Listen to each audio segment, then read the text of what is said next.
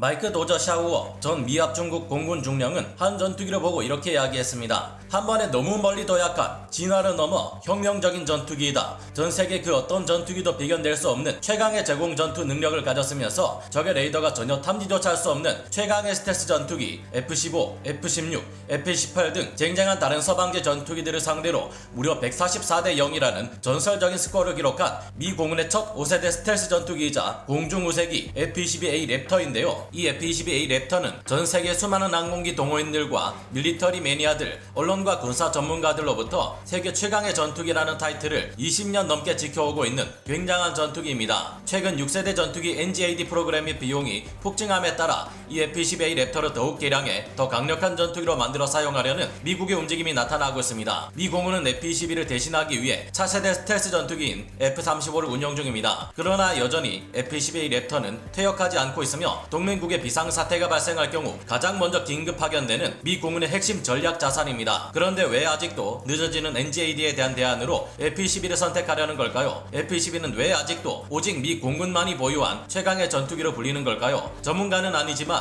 해당 분야의 정보를 조사 정리했습니다. 본의 아니게 틀린 부분이 있을 수 있다는 점 양해해 주시면 감사하겠습니다.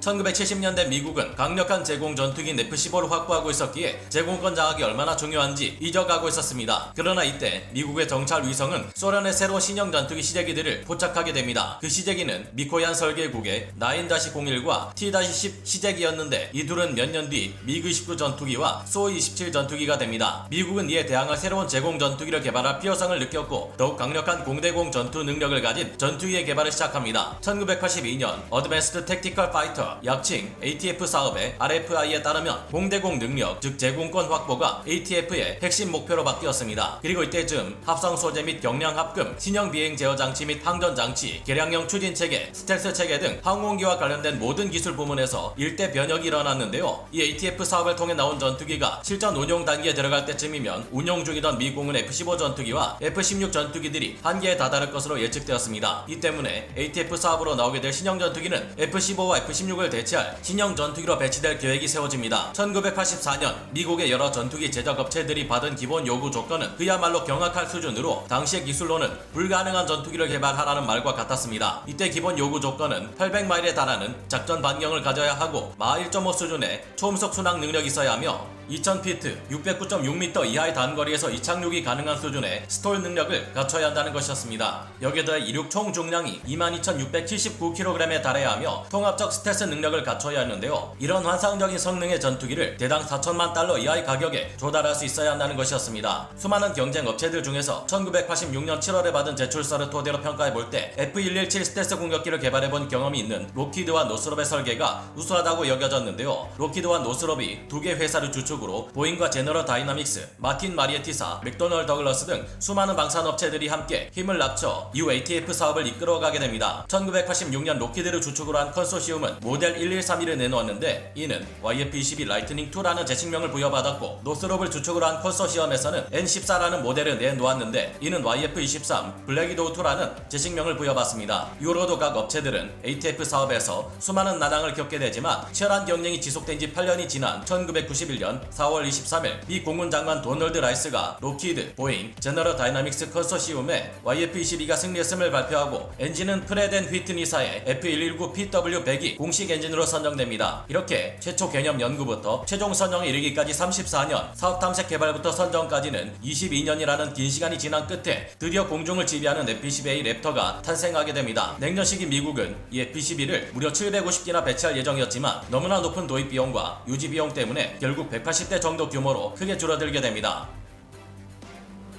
F-22A 랩터 역시 계속해서 최신 개량이 이뤄지고 있어 거의 대부분의 분야에서 모든 다른 전투기들을 압도하지만 그 중에서도 가장 눈에 띄는 것은 스텔스 성능입니다. 스텔스 항공기가 되려면 크게 7가지를 신경 써야 합니다. F-22A는 센서 퓨전, 스텔스, 스피드, 3S를 달성한 최초의 기체로 3세대 스텔스기로 정의됩니다. 이 중 가장 중요한 것은 레이더 반사 면적인 RCS 수치를 최대한 줄여 적의 레이더에 들 수 있는 한 작게 탐지되도록 하는 것인데요. 이 스텔스 능력만으로도 F-22는 다른 뛰어난 4.5세대 전투기들을 압도하는 것이 가능하고 가능하고 레이더를 비롯해 지상의 여러 탐지 시스템으로부터 자신을 숨기는 것이 가능합니다. 정확한 수치는 기밀이라 할 수 없지만 많은 추정치에 따르면 F-35의 RCS 수치가 0.001제곱미터로 적의 레이더 상에는 작은 새 정도의 크기로 보인다고 하는데요. F-22의 정면 RCS 수치는 0.0001제곱미터로 더욱 작은 날벌레 정도 크기로 나타난다고 합니다. F-22A 랩터는 항전 장비 없이도 W, V, KKA, XKU, X, G, H, S, 이 밴드에서 스텔스 성능을 유지할 수 있습니다. 이처럼 F-22의 매우 강력한 스텔스 능력을 보유하는 것 중 많은 부분을 고도의 스텔스 영상 설계가 차지하고 있지만 이를 위해 F-22가 가진 다이아몬드 형태의 날개는 기체 양력을 증가시켜 속도를 느리게 만드는 단점이 되기도 합니다. 하지만 F-22는 본격적인 제공 전투기로 개발되는 기체이기에 이를 극복하기 위해 엄청나게 강력한 추력을 발휘하는 F-119PW-100 엔진을 사용합니다. 덕분에 F-22는 F-1을 사용하지 않고도 마 1.5에 달하는 속도로 비행하는 초음속 순항이 가능한데요. 이 같은 초음속 순항은 특히 스텔스 전투기에게 있어 많은 이점을 제공합니다. F-1은 전투기가 가진 제트 엔진의 추력 강화용 추가 장치로 전투기에서 이를 사용하는 것은 일종의 필살기에 비유할 수 있는데요. F-1을 사용하면 엔진의 배기가스에 연료를 추가로 분사해 한 번 더 연소시키게 됩니다. 평소보다 더 많은 연료를 태우기에 전투기의 속도를 순간적으로 크게 높여주지만 그만큼 사용하는 연료의 양도 엄청나며 열 손실 또한 매우 큽니다. 문제는 이처럼 F-1을 가동할 경우 엄청난 열을 발생시키기에 아무리 스텔스기라 해도 IRST 장비로 적을 찾아 공격하는 적기의 입장에서는 손쉽게 찾을 수 있다는 것인데요. 그러나 F-22는 초음속 순항이 가능하기에 F-1을 사용하지 않고 적의 방공망 레이더나 적기의 레이더로부터 여전히 자신을 숨긴 채 먼저 타격을 가할 수 있습니다. F-22의 F-119 엔진은 스텔스 성능을 위해 무연 기술을 적용해 연기가 거의 발생하지 않는데요. 여기에 더해 적외선 피탄 면적을 최소화하기 위해 2차원 스러스트 벡터 노즐을 엔진 후면에 적용했습니다. 다른 전투기들의 엔진 배기구는 둥글고 평행한 제트 유동 발사구 형태지만 F-22는 2차원 가변식 오각형 플랫 발사구를 사용해 냉각 시스템을 최적화시키고 IR 피탄 면적을